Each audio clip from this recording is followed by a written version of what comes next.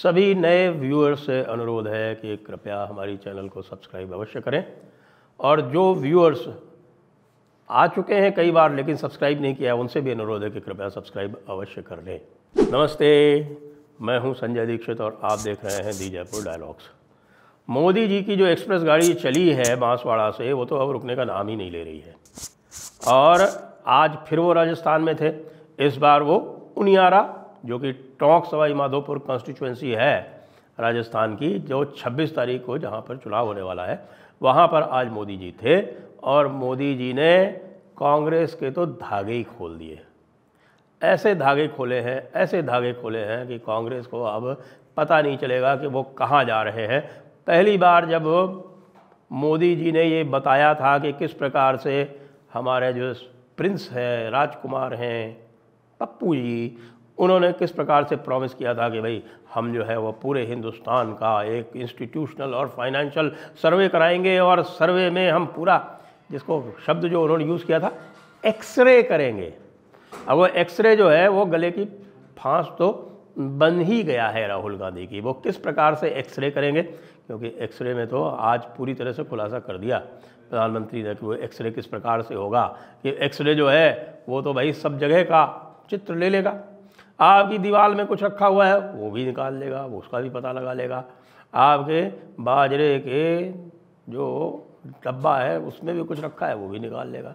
और विशेषकर से जो एससी और एसटी उनका जो धन है उसके बारे में तो उन्होंने जिक्र किया ही किया। आज उन्होंने एक और पॉइंट ले लिया। अब कांग्रेस जो है वो रो रही है क्योंकि वो पॉइंट जो है वो बिल्कुल सिद्ध है। वो सिद्ध ये है कि कई स्थानों पर इन्होंने एससी एसटी ओबीसी का रिजर्वेशन हटा के और वहाँ से उसको कम करके और वहाँ पर मुस्लिम रिजर्वेशन देने का प्रयास किया, मुस्लिम रिजर्वेशन देने का, जबकि ओबीसी में रिजर्वेशन पहले से ही है। लेकिन ये बार बार मुस्लिम रिजर्वेशन देने का प्रयास इसलिए करते हैं जिससे कि मुसलमान का जो अशराफ वर्ग है, जो अपर कास्ट वर्ग है, जो अपर क्लास वर्ग है, अशराफ वर्ग को भी आरक्षण मिल जाए। वैसे ये एक एस्टिमेट है कि 64% मुसलमानों को ओबीसी वर्ग में पहले से आरक्षण मिला हुआ है, लेकिन बार बार ये उसका सब कैटेगराइजेशन करते हैं कहीं पर, जैसे पश्चिम बंगाल में कर रखा है। पश्चिम बंगाल इन्होंने एक 1C कैटेगरी बना रखी है, उसमें लगभग सारे के सारे जो है इन्होंने मुसलमानों को ही दे रखा है। इसी प्रकार से आंध्र प्रदेश में इन्होंने सब कैटेगराइजेशन आरंभ किया और अब जो है इनका विचार ये है कि पूरे देश, राष्ट्र के स्तर पर, देश के स्तर पर वो सब कैटेगराइजेशन कर देंगे और ओबीसी का आरक्षण घटा के और मुसलमानों को आरक्षण दे देंगे। ये बात जब कही और ये भी बताया कि कर्नाटका में इन्होंने ये काम किया था और जब भारतीय जनता पार्टी की सरकार आई तो उन्होंने उसको हटा दिया। ये तो तथ्य है। आंध्र प्रदेश में लगातार कांग्रेस सरकारों ने ट्राई किया, बार बार उसको सुप्रीम कोर्ट में मात मिली, लेकिन उसके बाद भी मान नहीं रहे हैं किसी न किसी तरीके से, चाहे वो हो, चाहे बीआरएस हो, चाहे फिर कांग्रेस पार्टी आ गई हो, ये लगातार प्रयास उनके जारी हैं।